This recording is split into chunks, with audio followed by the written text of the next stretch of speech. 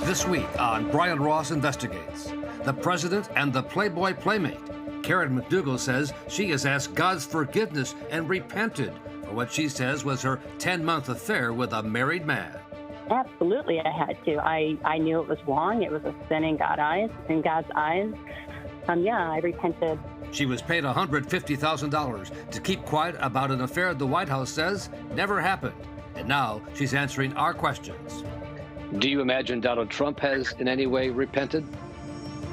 To be honest, I doubt it. Plus, the Trump tax returns. The New York Times says it has them. It's totally fake news. Made up, fake. Is he really a billionaire? Can he pay off his debts? How does he manage to pay only $750 a year in taxes? Pulitzer Prize-winning journalist and author David K. Johnston joins us. And this week's winners and losers in the media. See if you agree with what the editors of Mediaite have to say about the bombshell reporting from the New York Times. From the Law&Crime Trial Network, this is Brian Ross Investigates. Good evening. Thank you for joining us, and welcome to our viewers on Facebook Live and YouTube Live. I'm Brian Ross, joined tonight, as always, by my colleague, Rhonda Schwartz. And Rhonda, a fascinating story. As you know, ago that we thought what we had was a bombshell interview with former Playboy Playmate Karen McDougal, who was going to lay out all the details of what she said was a steamy 10-month affair with Donald Trump. That's right, Brian. And then suddenly she canceled the interview. It was only later we learned that the National Enquirer, in a deal worked out by then President Trump's personal attorney, had promised her $150,000 and to promote her career as a fitness model if she didn't talk about the affair. It's a practice that's become known as catch and kill. And of course, what we wanted to do was catch and broadcast. And now, 4 years later, after we came up with some new information, Karen McDougal has finally agreed to answer our questions on the record, along with her lawyer, Carol Heller, telling us she now has asked for God's forgiveness for her sins.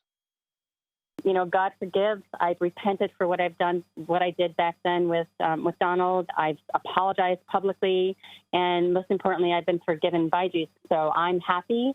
I'm at peace. I love where I'm at today, and honestly, I love who I am today. And you feel you had to repent for what happened with Donald Trump?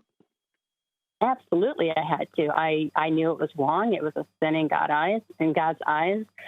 I repented, and I'm not going to keep apologizing for it because I've already apologized. I've already repented, and I'm forgiven in my Father's eyes. So the world can look at me how they look at me, and that's okay. I understand, but I've moved on, and I'm at peace. Do you imagine Donald Trump has in any way repented? I can't say what he has and hasn't done with his wife and his family, but I doubt it. When her story did come out, it was big news. They met, she says, in June 2006 at this party at the Playboy Mansion during the filming of The Apprentice. Wow. Beautiful. Throughout the night, it was kind of obvious that there was an attraction from his part to me. Only later would the story of the $150,000 payment come out. And as you recall, prior to the signing the deal, you were talking with me and with Rhonda Schwartz about doing an interview when we worked at ABC News then, and then that got canceled. The deal was canceled because we had signed the deal with AMI in order for me to work and never talk about it again, never talk about the relationship again. And were we kind of, so we were sort of leverage for you in a way? I didn't know that at the time, but I assumed that you probably were, yes. And I really want to reiterate that Karen was more than willing to talk to you and did in great detail, knowing with no expectations of having any kind of compensation.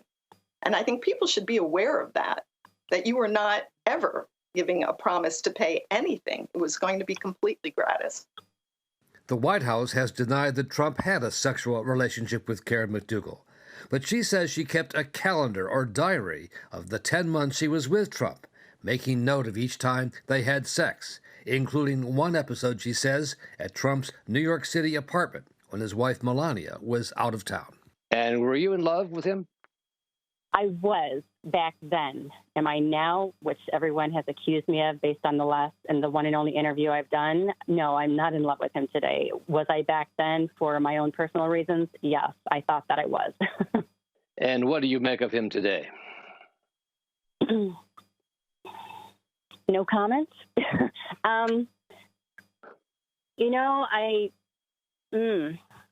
Brian, that was 14 years ago that I knew Donald, a.k.a. President Trump as we know him today.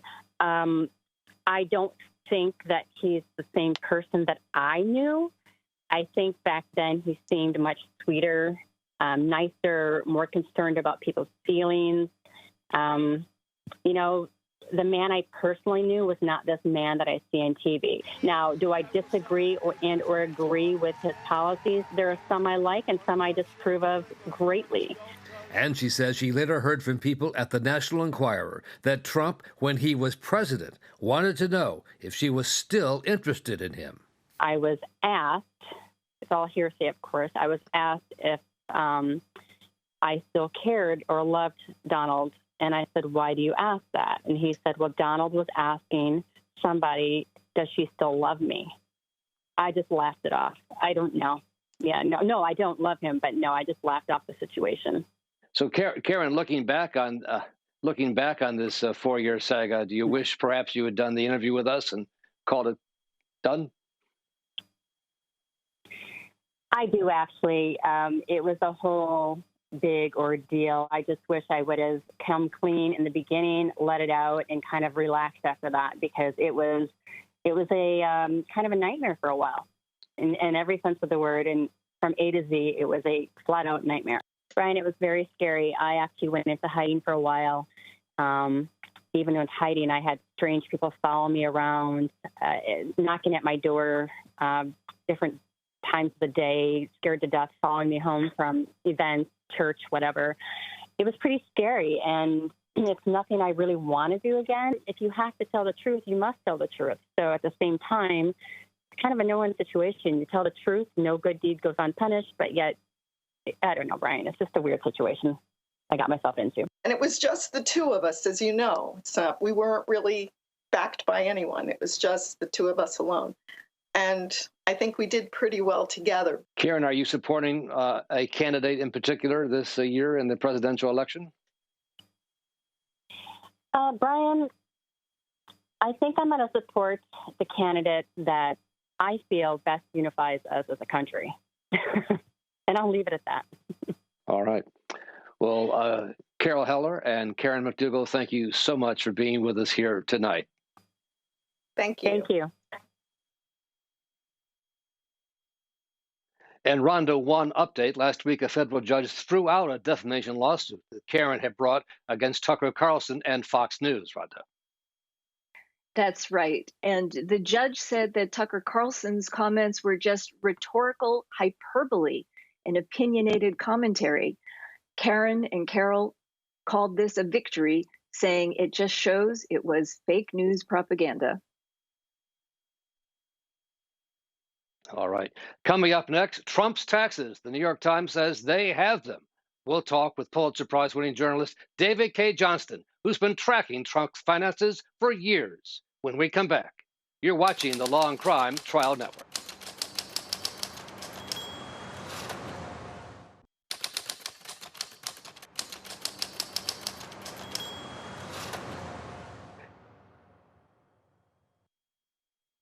And quite a surprise this morning as we woke up, a September surprise from the New York Times saying it had almost 2 decades worth of Donald Trump's taxes, the tax returns Congress and prosecutors have been trying to get a hold of.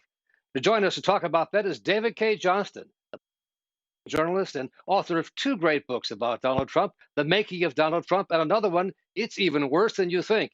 And David K. Johnston, a lot in this reporting by the Times to unpack huge debts that may come due very soon, gigantic losses. And in his first 2 years as president, he paid only $750. Here's my first question for you. Why $750 instead of zero? Do you think it was just, he could say, I pay some taxes? It's a plug number in a draft tax return that got into the one they sent in. Donald is notorious for telling his tax advisors and others in previous cases the tax number is too high. It was too big. Find a way to bring it down. And line 56, the tax return, they just plugged in $750 and it stuck at the end of the day. It has nothing to do with what he should have paid. Right. So he could honestly say, I did pay taxes that year. For you, what's the most important aspect of this? What's the biggest takeaway? Well, this report makes it very clear that Donald Trump is, in fact, as I've said for a long time, a major league calculated serial tax cheat. It shows quite clearly that he has taken personal deductions, some of them relatively minor, but personal deductions that don't belong. It has huge holes in it, just bulk amounts for things like legal services that I'm sure will not stand up to scrutiny. To audit a tax return, you have to have the business records and the accounting records behind the tax return. Secondly, the size of the losses. In 2008 and 2009, Donald took $1.4 billion of tax deductions. He doesn't have assets big enough to justify that kind of a number. And a lot of people have been saying, oh, well, he's in real estate. People in real estate don't have to pay taxes. That's true. If you're really big in real estate, you know what you're doing, you can live tax-free. But Donald got rid of most of his real estate. Most of his income is from licensing deals and his television show. So that doesn't wash anymore. David, a question for you from Rhonda Schwartz. Rhonda? So, David, could he be prosecuted for this? What would be required to take this for a prosecutor to do something with this information? What do you think? Well, he can't be prosecuted federally so long as he is president under the policies of the Justice Department. However, that would change the moment he leaves office unless he were to resign and persuade Mike Pence to pardon him. And it would all clear such a pardon would hold up. The Supreme Court might well declare that to be a sham. But the state of New York is already pursuing him. And all they need to finish their case to bring an indictment are the records of the Mazars accounting firm. They have the tax information. They've had it for a long time. They apparently have the Deutsche Bank information, according to David Enrich at the New York Times. And they've had some cooperation from Alan Weiselberg, who is the chief financial officer of the Trump Organization. So it's the accounting records they need. And Donald is just trying to delay that. Eventually, the prosecutors in New York City will get the records, and I expect we'll see an indictment very quickly after that for not just tax fraud, but apparently insurance fraud, falsifying business records. And it's important, Rhonda, to keep in mind that when Donald had his two income tax fraud trials, they were criminal. But it was established at one trial that he's a forger. He forged the tax return, a signature on the tax return. So I'm sure there's other stuff that will be found as well. And David, here's what President Trump had to say from the White House about the New York Times story. It's totally fake news, made up, fake. We went through the same stories. You could have asked me the same questions 4 years ago. I had to litigate this and talk about it. Totally fake news. No, actually, I paid tax. And you'll see that as soon as my tax returns. It's under audit. They've been under audit for a long time. The IRS does not treat me well. They treat me like the Tea Party, like they treated the Tea Party. They don't treat me well. They treat me very badly. You have people in the IRS, they treat me very, very badly. But they're under audit. And when they're not, I would be proud to show you. But that's just fake news. The New York Times tried it, the same thing. They want to create a little bit of a story, they're doing anything. And now the president is saying the New York Times acted illegally in getting a hold of his tax returns. What do you make of that argument? And what do you think is the source of all this information? Well, first of all, the Times didn't do anything illegal, nor did I when I got Donald's 2005 tax return. But this was totally predictable. In fact, the first thing I thought is Donald's going to claim and maybe even have Bill Barr announce an investigation. In Donald's claim that it's fake news, there's so much detail in this story. You couldn't fake it if you tried. The best novelists in the world couldn't put together all the detail that's involved here.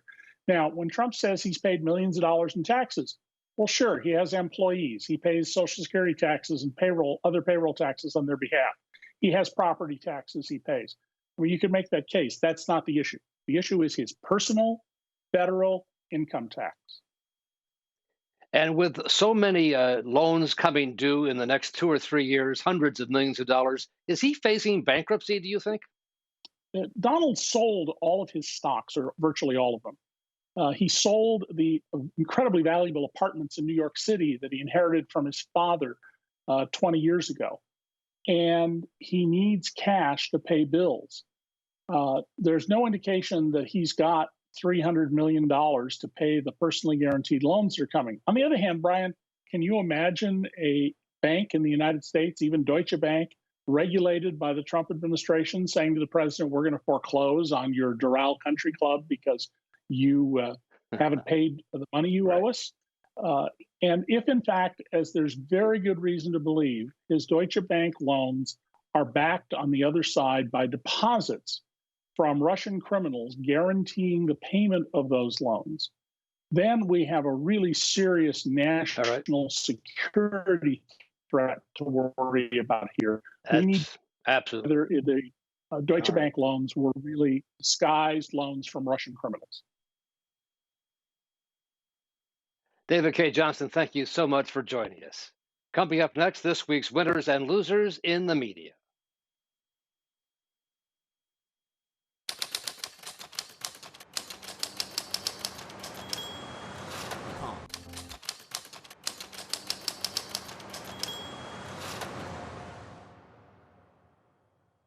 Time now for our winners and losers this week in the media. And we're joined by Aidan Mclaughlin, the editor-in-chief of Mediaite, which, like the Law and Crime Trial Network, is part of the Dan Abrams media empire. And Aidan, let's start with the winner this week, Dean Baquet, the editor of the New York Times. That's right. So the New York Times, as I'm sure all of your viewers know, just dropped a massive story about President Donald Trump's taxes. It's a really impressive feat of reporting. You know, this has been a huge story for the past couple of years. The president has refused to release his tax returns, unlike presidents that have come before him. And the Times got access to all of his tax return data. And they are not releasing the tax returns or publishing them in full to protect their sources, but they dropped an incredibly extensive report on what was revealed in those tax returns. The headlines include that President Donald Trump only paid $750 in federal income tax in 2016 and 2017. Now, a huge amount of credit obviously goes to the reporters who have been working around the clock to basically sum up this story. But I think we also, need to give some credit to Dean Baquet, who's the executive editor of the New York Times and oversaw all of this reporting. He wrote an editor's note for the website in which he explained why they released the story as they did. And it really gives some fascinating insight into how the New York Times worked to get this out. And did you think the editor's note was somewhat defensive, sort of getting ahead of potential criticism from the White House? There was a note at the end where he said that, there may be questions about whether or not we should be reporting on tax returns. But he said that, the job of journalism is to release information. And this is eminently newsworthy information. I didn't think he needed to defend the reporting to that extent. I don't think anyone except the White House, which has dismissed this story as fake news, is questioning whether or not it's newsworthy to report on the president's finances. I'm not sure he needed to get defensive about that at the end. But it was an interesting insight into how the New York Times is thinking about this. And it is so revealing that the fight over the president's tax returns is going on in the courts now for more than a year. Suddenly they show up on the front page of the New York Times. Exactly. Yeah. I mean, I expected this information to come out through the House of Representatives or any number of bodies that are doing investigations into the president's finances. The fact that it's the New York Times that reported this and reported in such an extensive way is really evidence of its power and its how impressive it is as a reporting body. With much more to come. And this week's losers, Fox and Friends, talking about these very stories. What do you make of the timing of this, the tax thing coming out, a day before the debate? And how is he preparing for the debate? Yeah, we've seen this play out before, where there was a hit piece about the president's taxes just before a debate, an accurate one at that. Yeah, so Fox and Friends actually had a really good booking this morning. This New York Times story came out on Sunday evening. And President Trump addressed it in a press briefing. Now, on Fox and Friends on Monday morning, Kayleigh McEnany, the White House press secretary, was a guest, which is a great booking. You know, they get to ask Kayleigh McEnany about this stunning report about the president's taxes in the New York Times. But they only asked one question about the report, and that question was, what do you think of the timing of this story coming out just 2 days before the debate? I guess suggesting that there's some sort of nefarious plot between the New York Times and enemies of the president to trip the president up right before his big debate with Joe Biden, which is happening tomorrow night on Tuesday night. A sort of silly question to ask. The New York Times has been reporting on his taxes for years. There have been plenty of negative stories about President Trump that have come out. It's absurd to suggest that the New York Times somehow plotted to drop this just 2 days before the president's debate with Joe Biden. There are a lot of better questions that Fox and Friends could have asked of Kayleigh McEnany, and questions that remain open about the president's financial situation. Exactly. Did he pay only $750 for 2 years in taxes? Supposedly a billionaire. Something that he's denied. Yeah. And but not a question Fox and Friends asked. Unfortunately not. And, you know, it's an open question. The president has called the story fake news. He hasn't specified what in the story is fake news. The 750 number is chalked up to the massive losses that he recorded for his hotel chains. He said that he's lost, I think, some $350 million from his golf courses since the year 2000. And that's how he was able to not pay any money in the previous decades in federal income tax, and only a small amount in 2016 and 2017. It would be nice to know whether the White House is denying that specific part of the story. Certainly a bombshell report, and the Times says more stories are coming from the cache of documents they now have. Aidan Mclaughlin, thank you so much for joining us today. Thanks, Ryan. And thanks to all of you for joining us. Have a good night.